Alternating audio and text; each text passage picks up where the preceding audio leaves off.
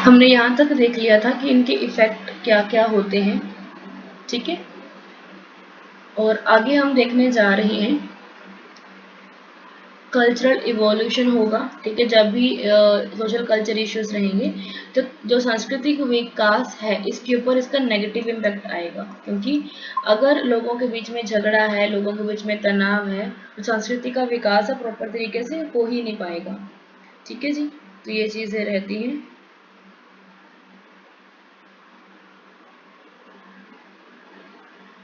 आगे देखें कौन कौन सी किताबें दी हुई हैं इस चीज़ में। तो फर्स्ट किताब है the second shift by Arlie Russell Hochschild के द्वारा, जिसमें ये बात करते हैं कि डिवीजन ऑफ लेबर की in two income families and the additional shift of household duties primarily taken on by women, कि दो आय वाले परिवारों में श्रम विभाजन और मुख्य रूप से जो महिलाएं हैं वो घरेलू काम भी करती हैं, बाहर भी काम भी करती हैं, उसका बोलते सेकंड शिफ्ट। ये किताब याद रखना किसने दी है, ये इंपॉर्टेंट है। Family and civilisation by Carl C Zimmerman, ये भी इंपॉर्टेंट है। इसमें ये बात करते हैं relationship between family structure and the rise and fall of civilisation, ठीक है। आगे है the warmth of other sun the epic story of American great migration by Isabel Wilkerson, ठीक है। जिसमें ये बात करते हैं कि कैसे जो ग्रामीण दक्षिणी से जो शहरी उत्तर अमेरिका में जो अफ्रीकी अमेरिकी उनका प्रवास होता है, जो हमारे साउथ जो हमारा नॉर्थ है, ऐसे नहीं ऐसे बनता है, ऐसे करके बना ही नहीं पा रही।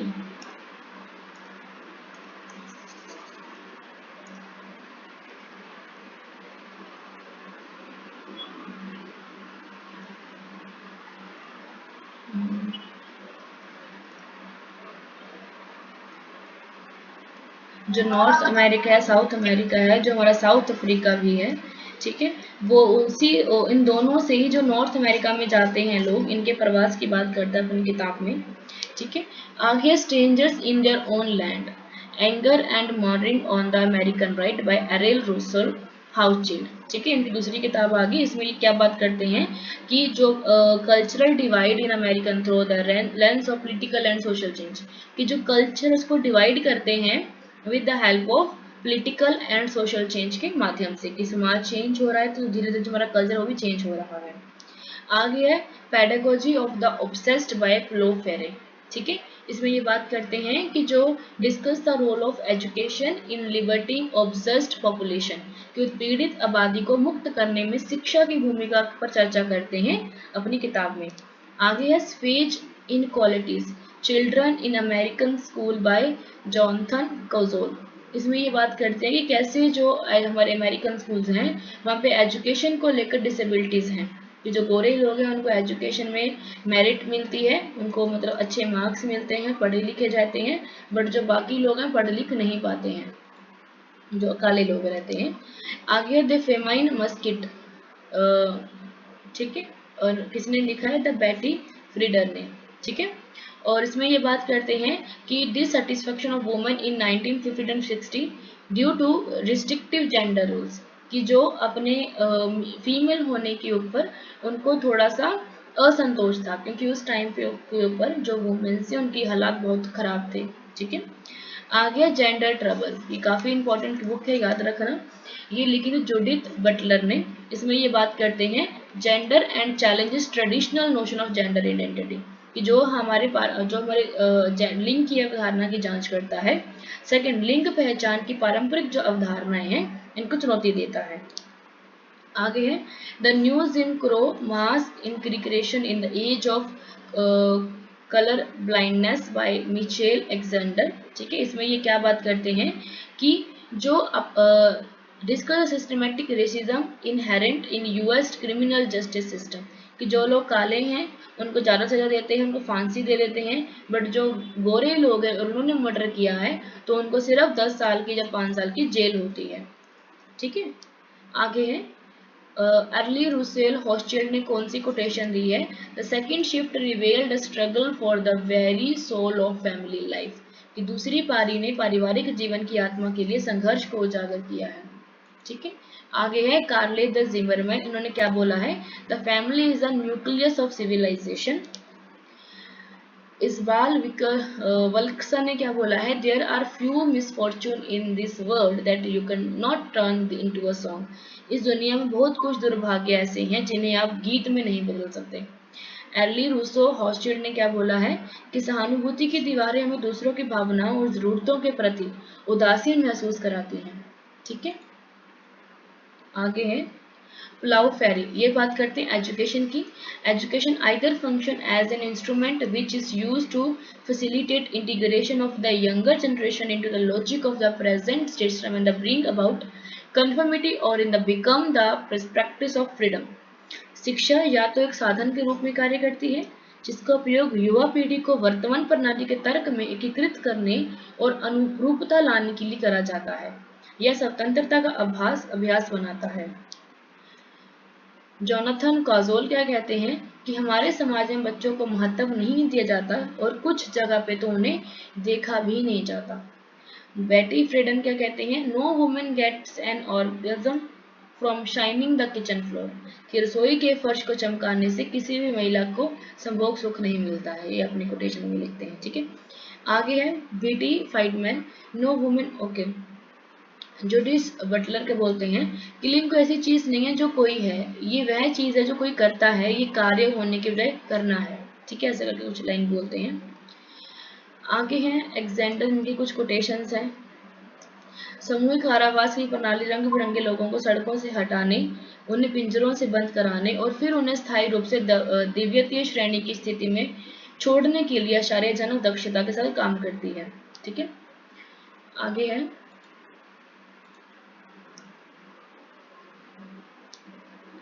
पॉवर्टी क्या है, तो पॉवर्टी का मतलब होता है गरीबी होना।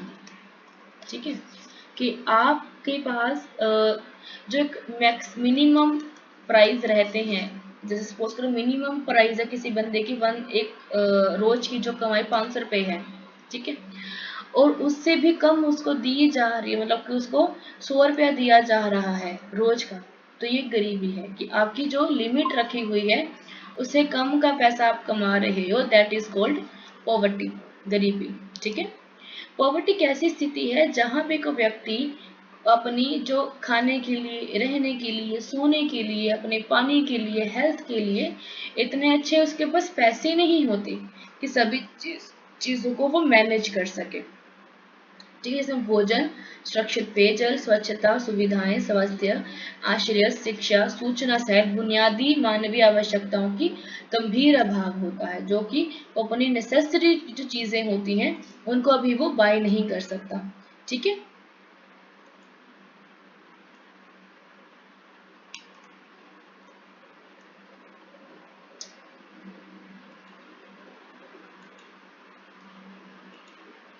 ये अक्सर इन आवश्यकताओं को पूरा करने के लिए आय की कमी कारण होता है। अगर उनको पैसे ही नहीं है, मनी ही नहीं है, तो वो कैसे इनको कंप्लीट कर पाएगा। ठीक है। और इसके कारण ही, मनी के कारण ही जो लोग हैं, जो समुदाय है, जो व्यक्ति है, वो प्रभावित होता है। लोग उसे गरीब कहते हैं कि तुम तो गरीब हो, हम तुमसे अपना कोई रिलेशन नहीं रखेंगे। ठीक है, तो काफी ज्यादा उसे एक्सक्लूजन का सामना करना पड़ता है अपनी सोसाइटी के अंदर। आगे है टाइप्स ऑफ पॉवर्टी कौन कौन सी है। फर्स्ट है एब्सोल्यूट पॉवर्टी, पूर्ण गरीबी, कि मतलब ऐसा व्यक्ति जिसके पास इतने पैसे नहीं हैं कि वो अपनी बेसिक नीड्स को फुलफिल कर सके, एक टाइम का खाना भी खा सके। ठीक है, जो 2 टाइम, जहाँ एक दिन का खाना भी खा सके, इतने पैसे उसके पास है ही नहीं, उसे बोले एब्सोल्यूट पॉवर्टी। ठीक है। अगर किसी व्यक्ति के पास पर डे की इनकम $1.90 है तो उसे बोलते हैं एब्सोल्यूट पुअर मैन। ठीक है। रिलेटिव पॉवर्टी और सापेक्ष गरीबी की ऐसी स्थिति है जहाँ पे उसे कम आय है, बट ठीक है कि ऐसा व्यक्ति कि अपने जीवन को चला रहा है, कि वो एक टाइम पे न 2 टाइम रोटी खा रहा है। ठीक है, ऐसा व्यक्ति है। ठीक है। आगे सिचुएशनल पॉवर्टी, मतलब सीजन आया गर्मियों का, गेहूं और चावल वगैरह उगाने हैं तो वो अमीर हो जाएगा, और जब सर्दी आएगी और उसे चावल वगैरह नहीं मिलेगा काम करने के लिए खेतों में, तो फिर वो गरीब हो जाएगा। ठीक है, it is a situational poverty, कि जहाँ पे कभी गरीबी तो कभी अमीरी, सिचुएशन के अकॉर्डिंगली। ठीक है। आगे है क्रोनिक पॉवर्टी, दीर्घकालिक, जो कि बहुत लंबे समय तक चलती है कि हमारे पापा भी गरीब, दादा भी गरीब, हम भी गरीब। ठीक है। आगे है इसके इश्यूज क्या हैं, क्या इसके रीजन है कि ऐसे होता है ये चीजें। तो फर्स्ट है lack of access to basic needs. इसके इश्यूज क्या हैं, तो फर्स्ट है तो जो बेसिक नीड्स हैं आप उस तक जा ही नहीं पाते हो। दूसरा है लिमिटेड एजुकेशन अपॉर्चुनिटी, कि आपको शिक्षा का पूरा अवसर नहीं देते हैं लोग कि आप एजुकेशन लो, अपनी कमियों को पूरा करो, है ना, आप स्किल लो, कौशल लो, ताकि आप जॉब वगैरह कर सको। Next is unemployment and under employment. Unemployment में क्या होता है कि आपके पास काम ही नहीं है, पर इसमें क्या आपके पास काम तो है बट सैलरी कम है। ठीक है। या फिर आपको वो काम दिया गया है जिसका आप में इंटरेस्ट नहीं है, जब आप वो काम कर रहे हो उसका में इंटरेस्ट तो है बट सैलरी कम है। That is called under employment, या अल्प बेरोजगार है। ठीक है। सोशल एक्सक्लूजन, कि लोग आपको मुख्य धारा में लेकर ही नहीं आ रहे, आपको कह रहे हैं कि आप काले हैं तो आप सफाई करो, घर के काम करो, है ना, अच्छे से पढ़ो मत, सारे काम करो घर के, तो ये कि एक्सक्लूजन हो रहा है आपका। ठीक है। दूसरा हेल्थ डिस्पैरिटीज, कि अगर आप गरीब हैं, पैसे नहीं है आपके पास, तो क्या होगा कि आपके साथ कहीं ना कहीं हेल्थ इश्यूज आएंगे, आप ज़्यादा बीमार हो जाएंगे बिकॉज आपका खाना अच्छा नहीं है ना, पानी अच्छा नहीं है, तो क्या होगा कि आप जल्दी बीमार पड़ जाओगे, और जल्दी ही आप अगर बीमार पड़े तो आपकी ज़्यादा खर्चा आ जाएगा अपने आप को मैनेज करने के लिए। आगे है अमर्त्य सेन क्या कहते हैं इसके बारे में। देखो इन्होंने ना पॉवर्टी के बारे में, इकोनॉमी के बारे में काफ़ी बात करी है अमर्त्य सेन ने। तो वो कहते हैं, इनका ना एक वो भी था, एक मेजरमेंट वाला एक डायग्राम भी है, सेन डायग्राम, जहाँ पे वो गरीबी को आंकलन करते हैं कि गरीबी कितनी होती है। ठीक है। तो सेन गरीबी को केवल कम आय की बजाय बुनियादी अक्षमताओं से वंचित होने के रूप में देखते हैं। वो कहते हैं कि इनकम कम नहीं है, इनकम कम को मत देखो कि इनकम कम है तो वो गरीब है, जो उसकी बेसिक नीड्स हैं क्या वो फुलफिल कर पा रहा है, अगर कर पा रहा है तो वेरी गुड है, वो तो अमीर है। अगर वो अपनी बेसिक नीड्स को फुलफिल नहीं कर पा रहा तो वो गरीब है। ठीक है। वो सामाजिक और आर्थिक स्वतंत्रता के महत्व पर जोर देते हैं। नेक्स्ट इज पीटर टाउनसेंड, ये क्या कहते हैं कि गरीबी को एक ऐसी स्थिति के रूप में परिभाषित किया करा जाता है जहां उनके पास अपनी प्रॉपर तरीके की डाइट नहीं है, अपने तरीके करने की एक्टिविटीज नहीं है जिसे वो कर सके, जैसे इंटरटेनमेंट है, कोई गेम प्ले करना है, लाइक दैट। ठीक है। संसाधनों की कमी है कि वो जो एमिटिन्स हैं वो अच्छी नहीं है उनके घर में, जो हमारे कस्टमरी है वो अच्छी नहीं है। ठीक है। तो ये सब क्या चीज़ें कहलाती हैं जहाँ पे गरीबी है। एक घर है, घर कच्चा है, झाड़ियों से बना हुआ है, घर में बर्तन नहीं है ना, वॉशरूम नहीं है, तो ये भी गरीबी है कि बेसिक नीड्स आप फुलफिल नहीं कर पा रहे हो। आगे है अमर्त्य सेन इसके बारे में और क्या चीजें कहते हैं कोटेशन में, कि poverty is not just lack of money, it is not having the capability to realise one's full potential as a human being. गरीबी सिर्फ पैसे की कमी नहीं होती है, इसका मतलब है कि एक इंसान के तौर पे वो अपनी पूरी क्षमता का एहसास नहीं कर पाना। ठीक है। क्योंकि अगर किसी के पास क्षमता है ना तो मिट्टी से सोना बना सकता है वो, अगर क्षमता ही नहीं है तो वो सोने को मिट्टी कर देगा। ठीक है। नेल्सन मंडेला, कोटेशन देख लेना इंपॉर्टेंट है। ये क्या कहते हैं कि गरीबी पर काबू पाना दान का काम नहीं है, ये न्याय का काम है। गुलामी और रंग भेद की तरह गरीबी प्राकृतिक नहीं है, ये मानव निर्मित है और इसे इंसानों के कामों से दूर किया जा सकता है, मिटाया भी जा सकता है। अगर एक आपके घर में कोई ऐसा व्यक्ति है जो बिजनेसमैन कैटेगरी का है तो हो सकता है कि आपकी जो गरीबी वो कट सकती है, और अगर वो है ही जॉब कैटेगरी का, मैं जॉब करूंगा 9 से 5 जॉब करूंगा, तो आपकी गरीबी कभी कट नहीं सकती। हाँ आप अच्छे लेवल में जा सकते हो बट जो एक होता है ना कि लेयर लाइफ जीना, वो आप नहीं जी पाओगे बिकॉज ऑफ जॉब है आपकी। आगे है जेफरी सच, ये क्या बोलते हैं कि अत्यधिक गरीबी को हमारे नाती नाती समय से ही नहीं बल्कि हमारे समय में खत्म किया जा सकता है। कि जो पॉवर्टी है ये नहीं है कि हमारी जो आने वाली पीढ़ी है वो खत्म करेगी, आपकी रिस्पॉन्सिबिलिटी भी है, आप भी खत्म कर सकते हो अच्छा काम करके, अच्छा बिजनेस ओपन करके। आगे है मार्थ्यू डेसमोंड, ये क्या बोलते हैं, हमारे देश को जो बनने दिया गया है उसका बचाव करने के लिए किसी नैतिक संहिता या नैतिक सिद्धांत, किसी धर्म ग्रंथ या पवित्र शिक्षा का सहारा लिया जा सकता है। ठीक है, कि अगर हमने अपनी गरीबी को हटाना है, जब कोई प्रॉब्लम्स को हटाना है, तो हम अपने धार्मिक ग्रंथों का सहारा ले सकते हैं, बिकॉज लोग धर्म से डरते हैं, और अगर हम धर्म की बातें करेंगे तो कहीं ना कहीं लोग डर के अच्छे काम करना चालू कर देंगे। आगे caste inequality. Caste inequality refer to the social stratification and discrimination based on the caste system, which is the hierarchical structure that categorize individual into group based on their birth. जातीय असमानता जाति व्यवस्था पर आधारित होती है, जब सत्रीकरण होता है, भेदभाव होता है कि भाई आप first rank, second rank, third rank पे आते हैं। दूसरा, हमारे जो साउथ एशिया है, हमारा जो इंडिया है, वहाँ पे हमें कास्ट देखने को मिल जाती है, ब्राह्मण, क्षत्रिय, वैश्य एंड शूद्र, जो कि social, economic and political level पे होती है। ठीक है, आगे है सोशल टाइप्स के आगे फर्स्ट सोशल इनक्वालिटीज की सामाजिक असमानता होती है कि भाई आप लोग की जो जाति है, आपका घर यहाँ पे होगा, आप मंदिर में नहीं जा सकते, मैरिज नहीं करवा सकते हैं इस कैटेगरी में, इस कास्ट में आप ये काम नहीं कर सकते हैं, आप अनटचेबल हैं, आप अछूत हैं। ठीक है, आप लोगों से दोस्ती नहीं कर सकते हैं, आप पानी जो कम्युनिटी का पानी वो पी नहीं सकते हैं। तो ये एग्जाम्पल्स हैं इसकी। सोशल इनक्वालिटी में ही हमें बहुत कुछ कास्ट भी दिखता है कि कास्ट के नाम पे हमें हमारे समाज से अलग करा जाता है। ठीक है, दूसरा इकोनॉमिक इनक्वालिटी, ये कह देना कि भाई आप अमीर हैं और हम गरीब हैं। ठीक है, और हम अमीर हैं तो आप हमारी बातों को मानोगे, तो it is also economic inequality. ठीक है, जो कास्ट में कहीं ना कहीं देखने को मिल जाती है कि भाई ये तो अमीर है, ये तो बड़ा है, ये गरीब है, ये तो शूद्र कहलाएगा। ठीक है, तो उसके पास अच्छे नौकरी के अवसर नहीं हो पाते हैं, वेतन की कमी होती, नीची जातियों में गरीबी ज़्यादा रहती है, बिकॉज ऑफ जो छोटी कास्ट के लोग हैं उनको अच्छी जॉब नहीं देते लोग, वो देखते हैं कि आपकी कास्ट कौन सी है, आपका रेस कौन सा है। ठीक है, आगे है एजुकेशनल इनक्वालिटी कि कास्ट के नाम पे हमारे साथ भेदभाव होता है एजुकेशन में।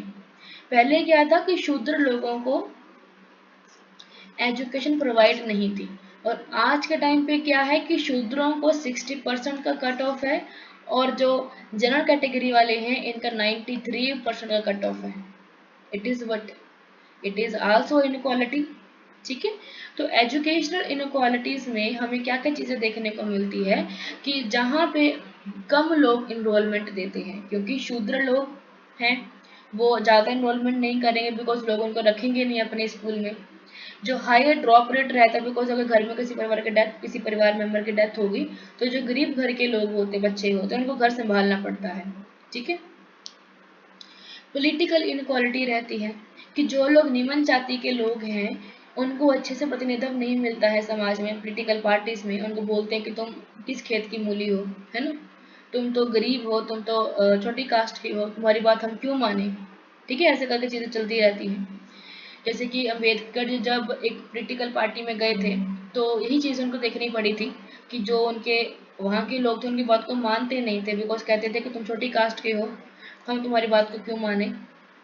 ठीक है, आगे देखो इश्यूज क्या है इसके। फर्स्ट है भेदभाव, डिस्क्रिमिनेशन के कास्ट के बेस पे भेदभाव होता है कि तुम छोटी कास्ट के हो, तुम बड़ी कास्ट के हो। ठीक है, सोशल एक्सक्लूजन होता है, समाज आपको अलग से रखता है कि आपका घर यहाँ पे होगा पूरे एरिया में। ठीक है, यहाँ पे शूद्रों का घर है, यहाँ पे क्षत्रियों का घर है, यहाँ पे ब्राह्मणों का घर है। ठीक है, मतलब कि आपने देखा होगा आपके टाउन में भी कोई मोहल्ला अलग अलग रहता है, जो शूद्रों का है, जो एससी का है, एसटी का है, जो ब्राह्मण्स का है, जो खत्रियों का है, उनका अलग अलग रहता है एरिया भी। ठीक है, आगे इकोनॉमिक डिस्पैरिटीज कि जो गरीब लोग हैं, जो अमीर लोग हैं, इनके बीच में इकोनॉमिक लेवल पे असमानताएं रहती हैं कि तुम छोटी कास्ट की हो, तुम बड़ी कास्ट की हो, ऐसे करके। ठीक है, और तुम अच्छे पैसे नहीं कमा सकते, जॉब नहीं कर सकते, क्योंकि तुम गरीब घर के हो, तुम सिर्फ सफाई का काम करोगे, अच्छे बिजनेस नहीं करोगे, पढ़ाओगे नहीं लोगों को, तो अगर वो अच्छे जॉब पे नहीं जाएंगे तो उनकी इनकम कैसे जनरेट हो, कैसे अच्छी बढ़ेगी। आगे एजुकेशन बैरियर, कि आपके ऊपर एजुकेशन बैरियर लगाए जाते हैं कि भाई आप गरीब हैं, आप सॉरी क्षुद्र हैं, तो आप स्कूल में नहीं जा सकते, आप अच्छे स्कूल में नहीं जा सकते, ऐसी बाधाएं होती हैं, ठीक है, एजुकेशन लेवल में कास्ट बेस पे, ठीक है, पहले थी अब तो नहीं है।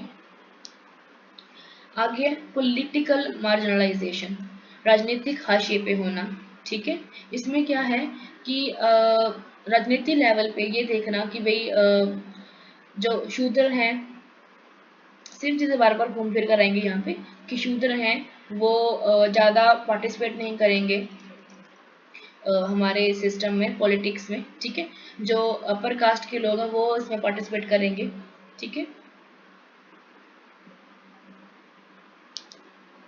इसके इफेक्ट क्या होते हैं, इसके प्रभाव क्या हैं, तो फर्स्ट है परपेचुएशन ऑफ पॉवर्टी, गरीबी का स्थायीकरण, कि गरीबी जो है वो हमेशा के लिए रह जाती है, जो गरीबी का चक्कर है मजबूत होता रहता है, क्योंकि अगर पापा गरीब हैं तो उसका जो बेटा होगा अगर उसने कुछ सीखा नहीं है, पढ़ा नहीं है, ठीक है, किसी पार्टी में नहीं गया है, किसी कॉलेज में नहीं गया है, तो वो भी गरीब ही बनेगा, कोई बिजनेस माइंड नहीं है तो वो गरीब ही बनेगा, ठीक है, और चक्कर चलता रहता है ऐसे ऐसे करके, ठीक है।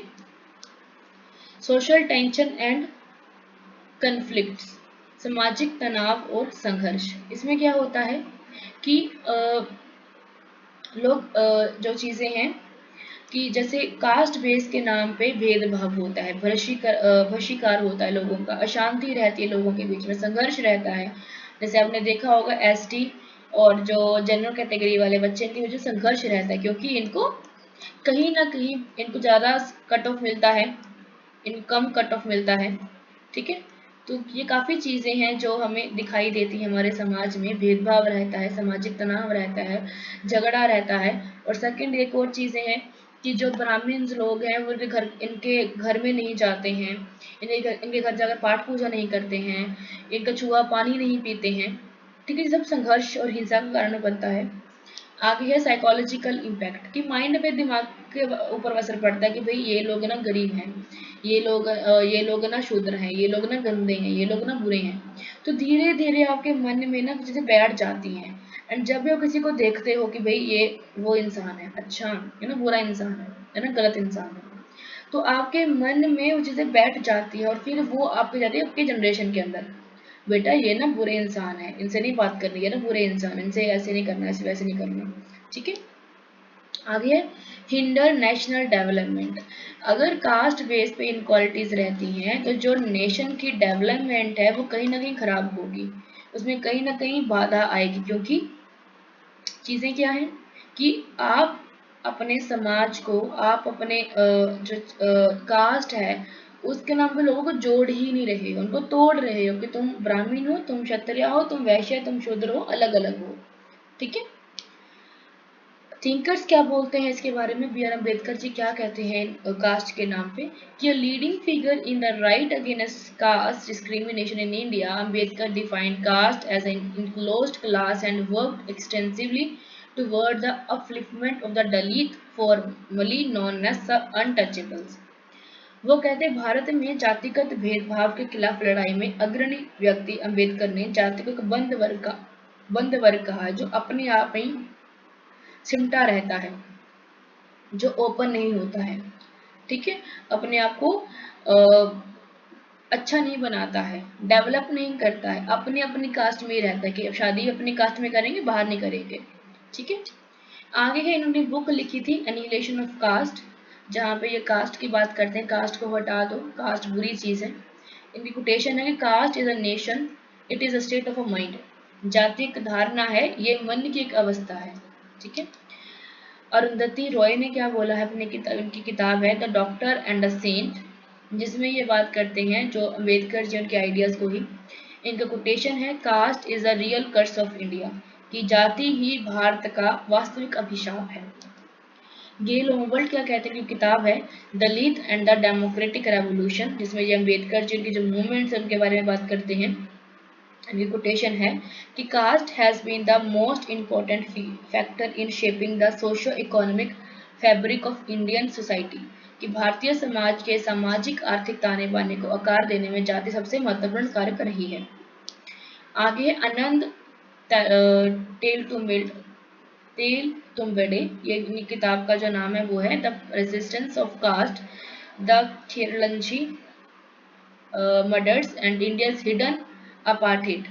ठीक है, जो रंग भेद होता है, जो आपका डेथ वगैरह मर्डर वगैरह होते हैं कास्ट के नाम पे, उनकी बात करते हैं ये।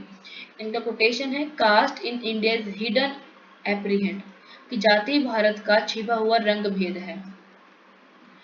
आगे है इनक्वालिटी ऑफ जेंडर। जेंडर में हमारे पास क्या क्या आएगा, मेल आएगा, फीमेल आएगा एंड थर्ड जेंडर आएगा। एंड इनके बीच में क्या क्या प्रॉब्लम्स देखने को मिलती हैं इनके बारे में देखेंगे। ठीक है, थोड़ा सा ब्रीफ इसलिए करवा रही हूँ क्योंकि काफ़ी कुछ आपको हमने पढ़ाया हुआ है पहले भी, कास्ट जेंडर सब कुछ। इसमें हमने पढ़ना क्या है, इनके इश्यूज पढ़ने हैं कि इश्यूज क्या हैं। ठीक है, इश्यूज क्या हैं, कंटेम्प्रेरी इश्यूज क्या है इस टाइम के ऊपर। ठीक है, आगे है मीनिंग, किसका जेंडर इनक्वालिटी क्या है। तो जेंडर में हमें क्या क्या चीज़ें देखने को मिलती हैं कि हमारी लिंग भूमिकाएं कैसी हैं, रोल्स कैसे हैं। ठीक है, और कैसे महिलाओं को उनके जो राइट है, उनके जो अवसर हैं, उनसे वंचित करा जाता है कि भाई तुम एक फीमेल हो, तुम घर से बाहर नहीं जा सकती, तुम घर के अंदर ही रहोगे, तुम्हारी शादी हमारी मर्जी से ही होगी। ठीक है, टाइप्स क्या है, तो फर्स्ट है इकोनॉमिक इनक्वालिटी, कि जेंडर के नाम पे हमें आर्थिक असमानता देखने को मिलती है। कैसे, क्योंकि मेल की जो सैलरी है अगर 1000 है तो फीमेल की जो सैलरी है वो 800 रुपीज़ रहेगी। ठीक है, दूसरा है एम्प्लॉयमेंट अपॉर्चुनिटी, कि अगर एक मेल जॉब करने के लिए जाता है उसको पहले जॉब पे रखा जाता है, बाद में फीमेल को। ऐसा क्यों, क्योंकि मेल अगर अगर मेल को हमने किसी जगह भेजना भी तो हम उसे भेज सकते हैं, बट फीमेल को हम भेज नहीं सकते आउट फील्ड वर्क के लिए। दूसरा है वेल्थ डिस्ट्रीब्यूशन, कि अगर हमारी प्रॉपर्टी हमारे पापा की प्रॉपर्टी है तो प्रॉपर्टी हमारे मेल को मिलेगी, हमारी बेटी को नहीं मिलेगी। ठीक है, हालांकि सक्सेशन एक्ट बनाया गया था गवर्नमेंट की तरफ से कि भाई जो प्रॉपर्टी के राइट है मेल फीमेल में इक्वल रहेंगे, बट फिर भी आज भी जो प्रॉपर्टी है वो बेटे के नाम ही होती है। आगे है एजुकेशन इनक्वालिटी, कि एजुकेशन के नाम पे इनक्वालिटीज देखने को मिलती है मेल और फीमेल में। कैसे, कि मेल अच्छे पढ़ते हैं और फीमेल कम पढ़ती हैं, बिकॉज फीमेल्स के मैरिजेस हो जाती हैं, है ना, इनको घर में रखा जाता है, मेल घर से बाहर रहते हैं, पढ़ लिख पाते हैं। आगे एजुकेशन अटेनमेंट, कि भाई जो एजुकेशन में जो मेल और फीमेल है ना, इसमें काफ़ी डिफरेंस है, क्योंकि मेल डिग्री कंप्लीट कर लेता है बट फीमेल नहीं कर पाती है, इसमें अंतर रहता है। ठीक है, चाहे इनकी इनरोलमेंट ज़्यादा हो, इनकी जो क्या से कहते हैं एडमिशन ज़्यादा है, बट इनकी जो पास आउट रेट है वो काफ़ी कम होती, बिकॉज आपके बीए के दौरान, एमए के दौरान, पीएचडी के दौरान आपकी मैरिज हो जाती है लड़कियों की। अगर मैरिज होगी तो कहाँ पढ़ेंगी लड़कियां वो। ठीक, कुछ लोग हैं जो पढ़ाते हैं, अदरवाइज सब घर में अपने लेडीज़ को एज अ मेड बनाते हैं, जो कि फुल टाइम मेड होती है और विदाउट एनी पैसों की। ठीक है, कोई पैसा नहीं लेती है आपकी जो वाइफ होती है, फुल टाइम मेड रखते हैं अपने घर में मैरिज के नाम पे। आगे पॉलिटिकल इनक्वालिटी, कि जो हमारे पास मतदान है वो पहले नहीं था फीमेल को, अब दिया गया है कि भाई फीमेल भी वोट दे सकती हैं। ठीक है, तो दूसरा क्या है कि जो अभी 33% की जो रिजर्वेशन दी हुई है, पहले नहीं थी अब है महिलाओं को, क्योंकि उनका मन था कि फीमेल घर की चार दीवारी के लिए बनी हुई है, घर से बाहर नहीं जा सकती। ठीक है, अगर जाएंगी तो कहीं ना कहीं से इनका मिसयूज हो सकता है, अब्यूज हो सकता है। ठीक है, तो इसी वजह से जो लोग हैं इनको वोट डालने का, जब पार्टिसिपेट करने का नहीं हक देते थे, बट अब दे रहे हैं। आगे है सोशल इनक्वालिटी, सामाजिक तौर पे एक रिजिड हमारा समाज होता है लिंग के लिए, जेंडर के लिए, कि जो मेल है उसको अच्छा खाना मिलेगा। ठीक है, वो घर से बाहर जा सकता है। ठीक है, वो घूम सकता है, नाइट आउट कर सकता है। बट जो लड़कियां हैं, जो फीमेल हैं, अगर वो घर से बाहर भी रह रही हैं तब भी उसके ऊपर निगरानी हो, सर्विलेंस होता है, निगरानी होती है, लड़की कहाँ पे जा रही है, किसके साथ जा रही है, क्यों जा रही है, कितने बजे घर पे वापस आ रही है। ठीक है, आगे कल्चरल नॉर्म्स, जो संस्कृति है वो भी मेल एंड फीमेल को डिफरेंशिएट करती है, भेदभाव करती है कि मेल जो है वो शादी करके लड़की को घर में लेकर आएगा, बट जो फीमेल है वो शादी करके किसी घर में जाएगी। ठीक है, मेल जो है उसके पास पूरी फ्रीडम है कोई भी काम करने का, बट फीमेल के पास कोई फ्रीडम नहीं होती है। ठीक है, देन फैमिली डायनामिक्स, कि जो जिम्मेदारियां हैं किसी लड़की के ऊपर वो ज़्यादा रहती हैं कंपेरेबल मेल। ठीक है, मेल घर, अगर मेल और फीमेल दोनों वर्किंग है ना, अगर मेल काम से आ रहा है तो वो लेट जाएगा बेड के ऊपर कि भाई मैं थक गया हूँ, बट जो फीमेल अगर वो जॉब करके भी आई है तब भी वो थकती नहीं है, घर पे आएगी अपने पति को पानी पिलाए, खुद पानी पिएगी, बच्चों को खाना वगैरह सर्व करेगी, अपने माँ बाप को देखेगी जो इन लॉज हैं सो कॉल्ड, उसके बाद वो सोएगी, फिर मॉर्निंग उठ जाएगी काम के लिए। मतलब वो पार्टिसिपेट भी कर रही है, पैसा भी कमा के लेकर आ रही है घर के लिए और घर का काम भी कर रही है, और मेल आता है सोता है बस, और कोई काम नहीं है उसका। तो ऐसी काफ़ी चीज़ें हैं जिसको जो कि हमारे फैमिली डायनामिक्स को भेदभाव में देखती हैं हमारे जेंडर के नाम पे। दूसरा, जो मेल लोग हैं ना वो क्या बोलते हैं कि जो वाइफ है ना मेरी आज्ञाकार हो, मैं जो कहूँ वो मानती हो, मेरी बातों को माने, उसकी बातों को मैं मानूँ वो मेरी मर्जी, बट वो मेरी बातों को माने। ठीक है, और हमारा समाज क्या एक्सेप्ट करता है कि जो फीमेल अगर वो वर्किंग भी है ना तब भी वो सेकंड शिफ्ट लगाए घर की, कि बाहर का काम भी करे और घर का काम भी करे। ठीक है, हेल्थ इनक्वालिटीज, कि अगर मेल बीमार हो जाए तो उसको फटाफट लेकर जाते हैं हॉस्पिटल, अगर फीमेल बीमार हो जाए तो क्या बोलते हैं ये तो नखरे कर रही है, झूठ बोल रही है। ऐसा होता है मैरिज के बाद, अगर सास आपके घर में है तो आपको आइडिया होगा, अगर आपका पति बीमार हो तो क्या बोलेगा आपकी वाइफ, आपकी मदर इन लॉ, कि बेटा बीमार हो गया है तो उसको खाना खिलाओ, पानी पिलाओ, दवाई खिलाओ। अगर बहू बीमार हो गई तो क्या बोलेंगे कि नखरे कर रही है, काम की मारी, काम चोर है, ऐसा बोलते हैं। घर में भी बोलते हैं, हमारे जो मदर फादर है वो भी बोलते हैं कि फीमेल अगर बीमार हो गई है, सिर दुख रहा है, पेट दर्द कर रहा है, क्या बोलेंगे ये तो नखरे हैं इनके, ये तो नखरे कर रही है काम को ना करने के। ठीक है, फिर जब प्रेगनेंसी आती है तब भी काफ़ी दिक्कतें आती हैं लड़कियों को, क्योंकि उनको प्रॉपर तरीके से खाना नहीं मिलता है, अच्छा हॉस्पिटल्स नहीं मिलते हैं उनको अपनी डिलीवरी के लिए, तो लड़कियां मर ही जाती हैं जब उनकी डिलीवरी होती है। ठीक है, आगे है रिप्रोडक्टिव राइट्स। देखो मेल और फीमेल दोनों ही अगर इंटरकोर्स करते हैं बच्चा पैदा होता है, बट मेल के पास राइट होता है कि जो मेरी वाइफ के बेटे बच्चा पल रहा है वो लड़की है या लड़का है, तो मैंने इसको गिरवाना है या नहीं गिरवाना है। ठीक है, दूसरा मेल ही वाइफ को देता है गोलियां ला करके, तुम ये गोलियां खाओ और तुम बच्चा मत पैदा करना, आप कुछ नहीं करेगा वो, अपनी बॉडी पे कोई चीज का यूज नहीं करेगा, सब कुछ करेगा अपनी वाइफ के ऊपर। सिर्फ मेडिकल लाइन में सिर्फ और सिर्फ 3 अबॉर्शन जो हैं वो रहते हैं कि भाई ये ठीक है, अगर 3 अबॉर्शन हो रहे हैं आपके तो अच्छा है आपकी बॉडी के लिए, अगर ज़्यादा हो रहे हैं अबॉर्शन किसी लड़की के तो कहीं ना कहीं उसकी हेल्थ पे असर पड़ेगा, कहीं ना कहीं उसके बच्चे पे असर पड़ेगा, आने वाले बच्चे के ऊपर भी। ठीक है, आगे हेल्थ आउटकम, कि भाई जो हमारी मेल और फीमेल हैं, ठीक है, इसके अंदर जो मेल है इसकी एज जब मैरिज की होती है वो होती है अप्रोक्सीमेटली सपोज करो 25 है, तो फीमेल की कितनी होगी 21, 20 या 2, तो जो एज गैप है ना 2-3 साल का, तो ये भी कहीं ना कहीं डोमिनेंस करता है मेल को अपनी वाइफ के ऊपर। दूसरा रीज़न, कि अगर मेल ज़्यादा बड़ी एज का है तो पॉसिबिलिटी है कि जो मेल पहले मर जाएगा बाद में वाइफ मरेगी। ठीक है, ये चीज़ें होती हैं, आपने देखा होगा, मोस्टली फीमेल विडो हैं, मेल विडो नहीं होते, फीमेल विडो होती है मोस्टली, क्योंकि उनके पतियों की एज ज़्यादा होती है, उनकी छोटी होती है। तीसरा, जो मेल है वो अपने गुस्से को निकाल देते हैं अपनी वाइफ के ऊपर मारपीट करके, दारू पी लेते हैं, बट वाइफ कुछ नहीं कर सकती। तो कहीं ना कहीं ये चीज़ें रहती हैं जिनकी वजह से मेल की एज और फीमेल की एज में असमानता देखने को मिल जाती है। ठीक है, इश्यूज क्या हैं कि इकोनॉमिक डिस्पैरिटीज हैं, कि मेल और फीमेल में जो उनकी इनकम है इसमें भी कम ज़्यादा रहता है, इनको कम वेतन मिलता है लड़कियों को। वो बोल देते हैं कि लड़की है क्या ज़्यादा काम करेगी, है ना। अगर 9 से 5 जे काम कर रही है 9 से 5 जे काम कर रहा है, तो इनकी सैलरी में डिफरेंशिएट है। क्योंकि क्या बोलते हैं आपके जॉब वाले बॉस कि लड़की है क्या काम करेगी, है ना। इतना इसकी बॉडी फिट नहीं रहती है, छुट्टियां लेती है ना, कभी कुछ हो कभी कुछ हो गया, तो इसको हम सैलरी कम प्रोवाइड करवाएंगे रेदर देन बॉय।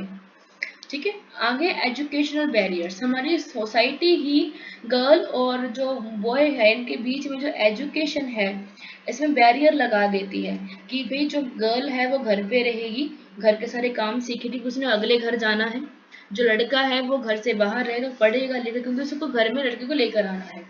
तो काफी चीजें रहती हैं इस चीज को लेकर। ठीक है। आगे है पॉलिटिकल अंडर रिप्रेजेंटेशन, राजनीतिक प्रतिनिधित्व की कमी होती है कि कहते हैं कि लड़कियों को क्या पता है कि कौन बनेगा हमारा सीएम, कौन बनेगा हमारा पीएम, है ना। तो उनका बस यही घर में रोटी बनाओ और सर्व करो, पकौड़े वगैरह बनाओ, आईपीएल हो रहा तो पकौड़े बना दो, चाय बना दो, तो यही काम है। तो वो कभी भी अपनी वाइफ को, अपनी लड़कियों को कभी भी पॉलिटिकल नेतृत्व में नहीं आने देते, उनको रोल नहीं निभाने देते। अभी 33% की जो रिजर्वेशन मिली है ना, तो उस टाइटल के नाम पे जो हमारे सीएम है, जहाँ एमएलए हैं, जहाँ हमारे एमसी हैं, वो अपनी वाइफ को लेकर आते हैं ताकि उनको रिजर्वेशन के नाम से उनको सीट मिल जाए। और काम कौन करता है, उनके हस्बैंड ही करते हैं अपनी वाइफ के नाम से। ठीक है। फिर भी कहते हैं कि वाइफ हमारे पैरों की जुत्ती है। आगे है सोशल एंड कल्चरल डिस्क्रिमिनेशन, कि हमारे समाज में मेल और फीमेल को सोशल और कल्चरल डिस्क्रिमिनेशन जो है प्रॉब्लम देखने को मिलती है। क्योंकि समाज क्या कहता है कि भाई जो मेल है ना वो ओपन, वो अच्छा है ना, और वो उसके ऊपर कोई भी क्राइम नहीं हो सकता, अब्यूज उसका नहीं हो सकता। ठीक है। तो उसकी वजह से जो हमारा मेल और फीमेल है इसके बीच में डिफरेंशिएट होता है, भेदभाव होता है। लड़कियों की चाइल्ड मैरिज करवा देते हैं ताकि लड़की शादी से अपनी एज तक आते आते किसी और के साथ भाग ना जाए। चाइल्ड मैरिज होती है, जेंडर बेस्ड वॉयलेंस होता है लड़कियों के ऊपर, उसको मारा पीटा जाता है कि भाई ये मेरी वाइफ, इसको मैं मार पीट सकता हूँ। ठीक है। ये मेरे प्यार करने का तरीका है। लड़कियां क्या बोलती है, मेरे पति के प्यार करने का तरीका है। मेरी दादी खुद बोलती थी जब उसको मारपीट होती थी, जब मुझे बताती है अपने बारे में, कि मुझे लगता था कि मेरे पति का प्यार करने का तरीका है, और मैं उसको सहन कर रही थी अपनी उस मारपीट को, उस गाली गलौज को, सब चीज़ों को। आगे है हेल्थ डिस्पैरिटीज, कि भाई जो मेल और फीमेल हैं इनके बीच में जो रिप्रोडक्टिव रेट्स हैं, सब चीज़ें हैं, काफ़ी ज़्यादा वीक हो जाती हैं। हालांकि जो रिप्रोडक्टिव राइट है वो फीमेल के पास है कि बच्चे को रखना है कि नहीं रखना है, फीमेल का राइट होता है। बट फिर भी जो हमारा मेल रहते हैं वो डोमिनेंट होते हैं फीमेल के ऊपर कि भाई नहीं हमारा राइट है, तुम बच्चे को रखोगी नहीं रखोगी हमारा राइट है, बिकॉज हमने उसको नाम देना है अपना, है ना। और कई बार ऐसा होता है कि पति बोलते हैं कि किसका बच्चा है, मेरा तो बच्चा है ही नहीं, तू किसका किसका बच्चा लेकर आई हो। तो बहुत चीज़ें रहती हैं जेंडर इनक्वालिटीज़ में। आगे है थिंकर्स, सिमोने द बिहेवियर क्या बोलते हैं, बियोवायर एक फ्रांसीसी है। ये नारीवादी सिद्धांत के बारे में, अपने काम के बारे में जाने जाते हैं, जानी जाती है। ऐसे फीमेल है, ठीक है, फीमेल ही होगी, फीमेल के बारे में बात करेगी तो।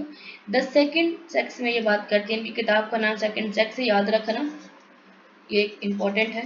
ठीक है। जिसमें ये कहती हैं कि भाई जो सेकंड सेक्स है, जो फीमेल है, वो सेकंड टाइम पे आता है, वो फर्स्ट नहीं आता। हमेशा पहले पति का नाम आएगा फिर पत्नी का नाम आएगा।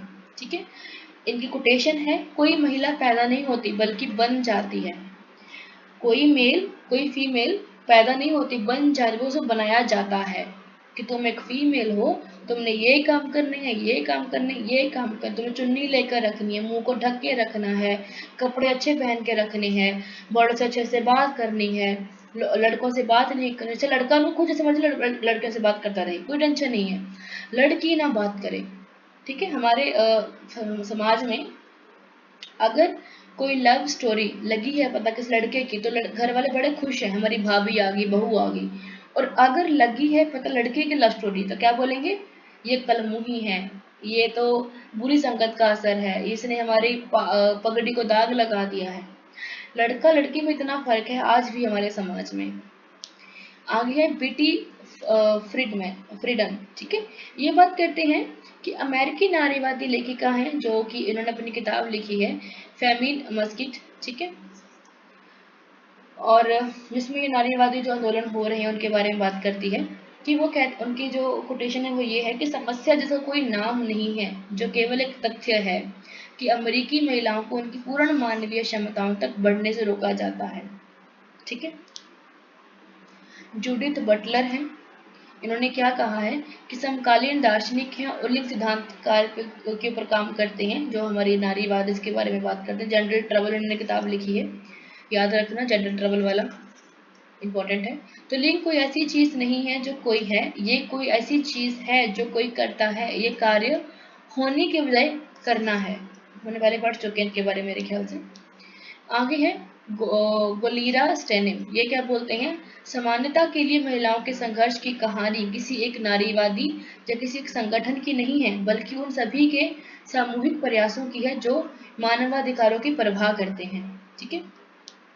आगे है मलाला यूसुफजई, जो हमसे जो we cannot all succeed when half of आधे लोगों को पीछे रखा जाता है तो हम सभी सफल नहीं होंगे।